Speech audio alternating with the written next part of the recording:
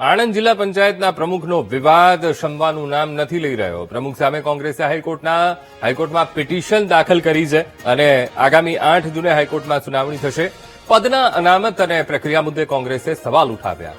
આણંદ જિલ્લા પંચાયતમાં સત્તા માટે ભાજપ કોંગ્રેસ વચ્ચે જંગ ચાલી રહ્યો છે અને અગાઉ ચૂંટણી અધિકારીએ ભાજપના ઉમેદવારનું ફોર્મ રદ કર્યું હતું. ભાજપના ઉમેદવારનું ફોર્મ રદ થતા કોંગ્રેસના ઉમેદવાર પ્રમુખ બન્યા હતા.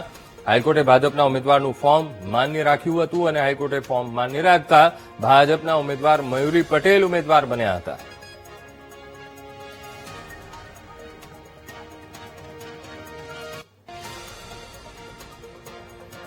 આણંદ જિલ્લા પંચાયતના પ્રમુખનો વિવાદ હજુ પણ શમવાનું નામ નથી લઈ રહ્યો. અનામત અને પ્રક્રિયા બંને મુદ્દે એ સવાલ ઉઠ્યા. આણંદ જિલ્લાનું અત્યારે રાજકારણ ગરમાયું છે. આજ મુદ્દે સંવાદદાતા ઘનશ્યામ ફોનલાઈન પર. ઘનશ્યામ, હજુ પણ વિવાદ શમી નથી રહ્યો. પ્રમુખ સામે કોંગ્રેસે હાઈકોર્ટમાં પિટિશન દાખલ કરી છે. શું અપડેટ છે આ આખા મામલાને લઈને ઘનશ્યામ?